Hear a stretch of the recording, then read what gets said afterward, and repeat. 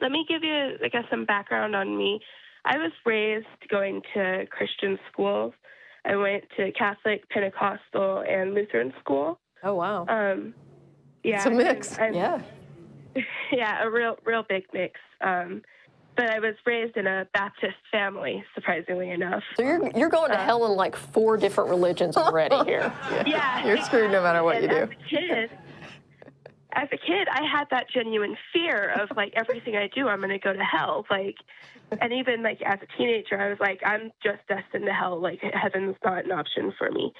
And unfortunately, that, like, left me very confused on what I actually feel because, like, there's a lot of things that growing up, I was like, well, how can you guys look at this book and be like, this book is the truth, but I can hold up a Stephen King book and be like, the Stephen King book is the truth. And everyone always goes, oh, no, this is God's book, that's why. And then I would get in trouble for because questioning. God, that's why.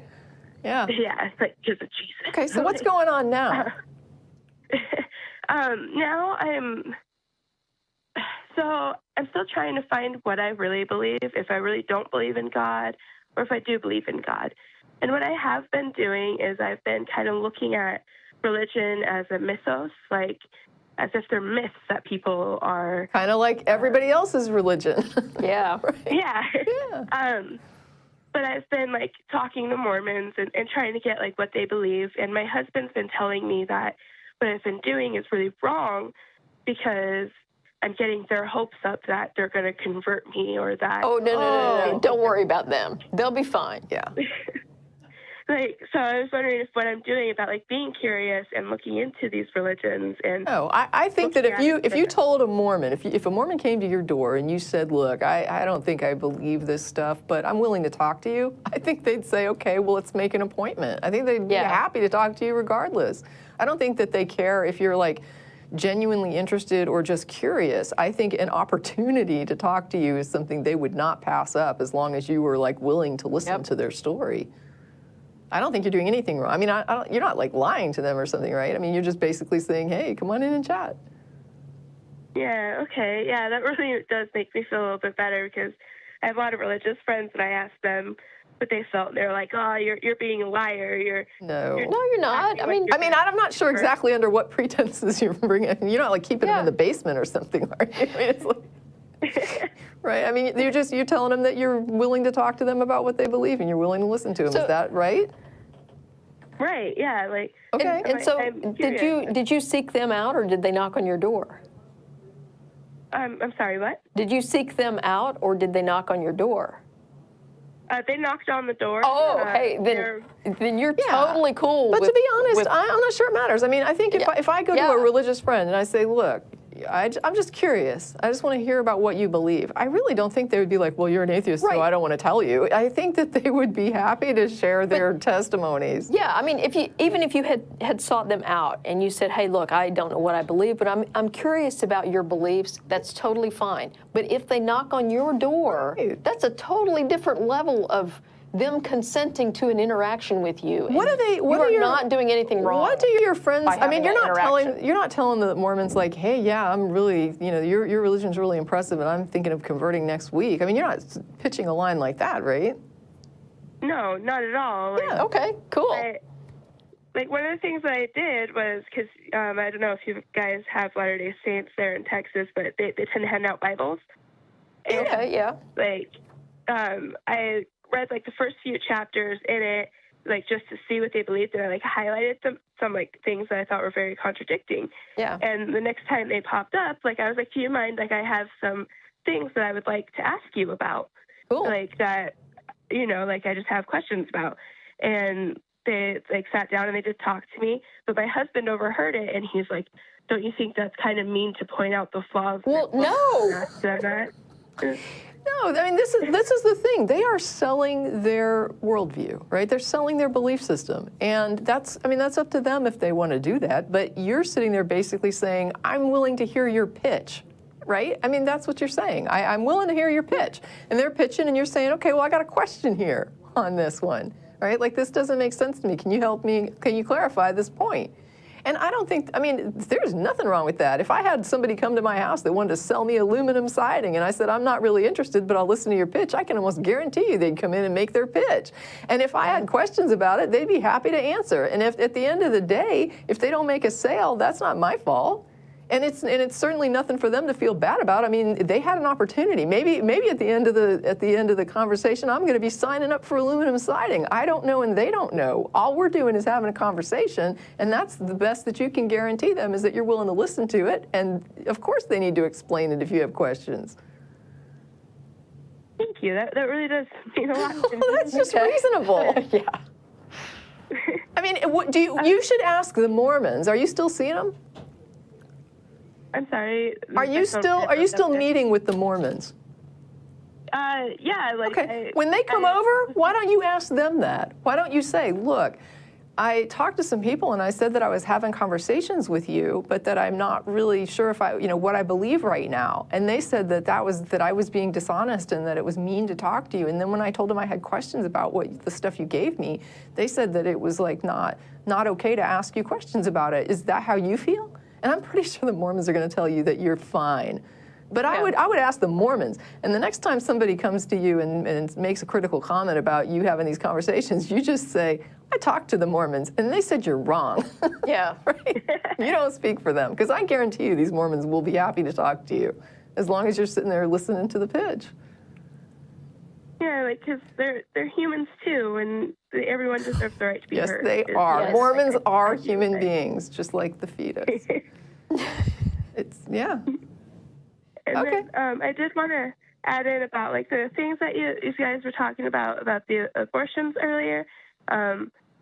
It's kind of funny that it was all like men who've never even really known anyone who's had an abortion or like been in a situation. Well, we need to be fair because there are women who are anti-choice. So yeah, that it happens. True. I'm not gonna, but yeah, I mean, definitely, there's certainly sufficient numbers of men as well. I was like, oh, that's sad that they think that, and like, just some people, it's like, just listen, like. That people have human rights. And violating women's bodies is not really taken that seriously, I think, overall. Yeah, like, right. And you don't realize that. Like, I've had a friend who she opted for that option because if she would have had the kid, it would have had a miserable life, and that was her decision, and no one has that right to tell her no. Like. Sorry, that's just an off subject. Right. No, but I mean, when you because the thing is, when people like, somebody with a uterus isn't considered a human being in your society, and when violating their body is like a joke sometimes and funny sometimes, and joking about violating their body is really funny, and when you can brag about it and still be elected to high office. I mean, this speaks volumes about whether or not women are considered human beings in this society fully. Right. Yeah. Because I wouldn't do that to another human being. And the fact that there are so many people who think it's nothing, violating women is like funny, or, it's nothing, you're just getting too sensitive about that slap on the butt, or, and it's like, well, thanks for invalidating my humanity, right? I mean, yeah. I'm not going around touching other people in intimate ways without permission. I don't do that to people. I consider I respect their autonomy. I respect their agency. I respect their body as themselves. Yeah. Well, one of the things that that original caller on the screener notes here, it said he wanted to make like an analogy between slavery and abortion, and one of the points that I wanted to make on that was that. It's not that forced pregnancy is just like slavery. It's that forced pregnancy was a component of slavery. It was an essential component of slavery as practiced in this country, especially after the transatlantic slave trade became illegal. Because the only way to get new slaves was to breed them.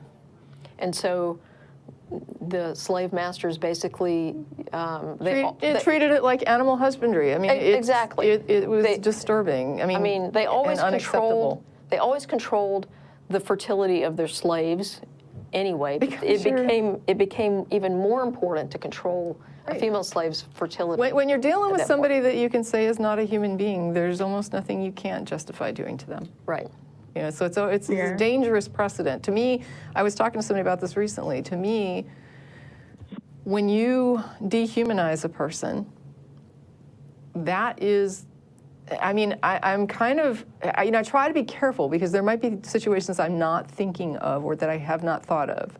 But in general, when I think about atrocities and tragedy that is like human-made, it almost always begins with, let's dehumanize this person or this group. And that's when you start to justify things, when you start saying, hey, you know, it's not a person, it's not a human being, so I can do this to them. And I think that's and then it's dangerous. Then it's I'm not doing this to you, you're doing it to yourself because you did this other thing. And this is why I take that seriously, because to me that is the first step in an atrocity, is deciding that you don't have to respect somebody else, this other member of your society, as a human. Yeah, and I totally get that. Like, I couldn't picture taking somebody's rights away from them, like pretending that like my niece wasn't actually human or something like that is just so bizarre to me as another living being, you know. And like that's the one thing that my husband gets kind of scared about when I get curious about other religions and things, is because like he thinks Mormon is like a cult, and he thinks that like all these other religions that I've looked into in the past are gonna like brainwash me and turn me into like some weird. What's his religion? He doesn't really have a religion. He was kind of raised Methodist. Okay. He like only went to church like once a year type of thing. But he has like this weird religion shouldn't be talked about and messed with view. Oh, some people are just raised that way. Yeah. I mean, it's probably just an upbringing thing that, you know, oh, you don't talk about this, or don't. But I mean, these are proselytizing groups, right? The Mormons are out there. They're basically saying our upbringing is you do go and talk about this to everybody that will listen. Yeah. So I understand that he's, you know, he probably has some familial history with not being comfortable with that as a topic, and that's kind of unfortunate because it sounds like you're a person who probably has a lot of fun talking about it. But you know, people have different comfort levels.